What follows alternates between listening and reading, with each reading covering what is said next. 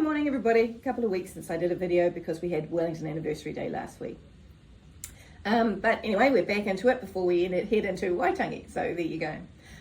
So like many of you, I spend a lot of time, I see a lot of things come through on my social media feeds, and because of the algorithms, most of my social media feeds have to do with an aging population, caring for seniors, residential care, home care, those sort of things, right?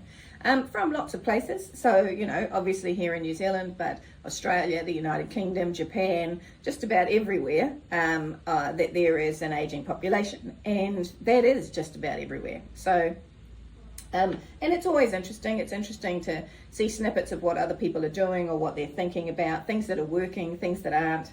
And recognising that there are places where New Zealand does lead the way, but also places where New Zealand could be doing better and where we could learn from.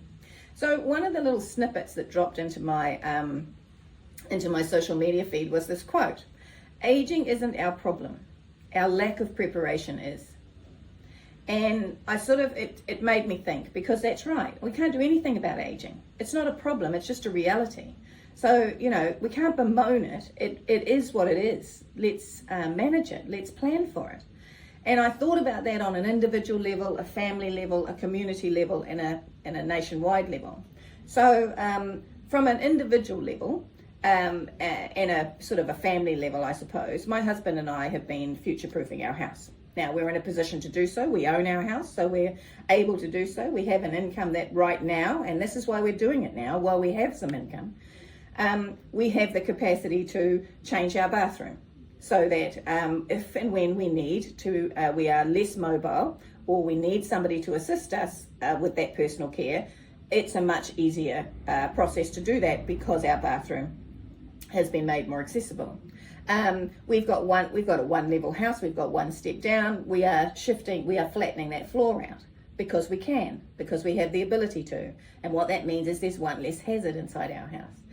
We've built a ramp off the back of our back deck so that if one of us ends up in a wheelchair or we cannot walk up steps because of knees or hips or whatever, we can walk up a ramp. So all of these things we've started to do to future-proof it because we want to live at home just like everybody else for as long as possible. So we are making our home as accessible as possible. And we're lucky we have that capacity to do that. But we've also had a conversation though about what our expectations are of our partners, my expectations of Ben and Ben's expectations of me. Should one of us get to a point where our healthcare needs are such that you switch from being a spouse to being a full-time carer. And we have agreed, because it works for us, and we have agreed that it's not a relationship shift we want to take place. So I want to remain his wife, not his full-time carer. And he wants to remain my husband, not my full-time carer. And what that might mean is that at some stage in our future, one of us may have to go into residential care. And that's okay. But what I have expressed, for example, is that I expect him to visit me every day. So I don't expect to be placed in residential care and never seen again.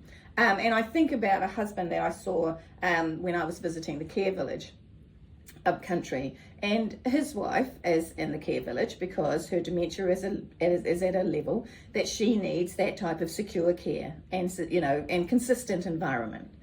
And he visits every single day and brings the biscuits that she likes, and he sits with her and watches the television or listens to some music in her room and so on and so forth. So he has not stopped being her husband. He has not stopped loving the woman that he always loved. For over 60 years, I think they've been married.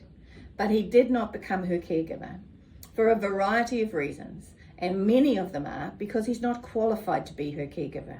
He doesn't have the skill set or basically the skill set, I suppose, and the training to be her caregiver. And I think that's an incredibly smart and brave thing to do, is to recognize our own limitations, give permission to our partners to remain our partners. And accept that at times we will need to actually go and take assistance from others. But at a nationwide level, we haven't prepared either. And that's actually the point that I'm really going to stress this year. Aged residential care is essential healthcare, right? It's essential infrastructure, essential health infrastructure. especially for those New Zealanders who don't have options because they don't have a lot of income. So, and hospital performance now depends on aged residential care capacity. We are seeing hospitals having the inability to discharge from wards, which means that they can't transfer up from EDs, which means that individuals who need acute services are waiting longer inside emergency departments because there's no beds in wards because those in wards cannot be shifted into aged care beds. And we're not talking necessarily that they're into a permanent aged care bed. We have to be talking about flow. We have to be talking about whether it's a short-term stay, whether it is actually now a long-term transition into residential care, or whether, as I say, it's a recovery and return home. Whether it's revolving respite so that we don't break caregivers, but we must recognise that aged residential care is essential health care, and it is essential health infrastructure. Without it, the system is starting to fall. And the consequences of this broken system are being borne by our elders, by our families, by our regions, and by those healthcare workers and health systems. So reform is unavoidable. The choice we have is not whether we reform. The choice we have is whether we reform, we plan and deliver reform now, or we get forced into reform in a crisis later. And I think we just have to look over the ditch at what happened to the Australian model, where they ended up with a Royal Commission of Inquiry into aged care, both in-home care and residential care, because it had entered into a crisis state where what was happening, the consequences being borne particularly by their elders, was no longer acceptable. So that's what we need. That's what I will be talking about all of this year. Reform is unavoidable. We can either plan it or we're going to have it forced upon us. And when it's forced upon you, it won't be good. And aged residential care is essential health care and health infrastructure. See ya.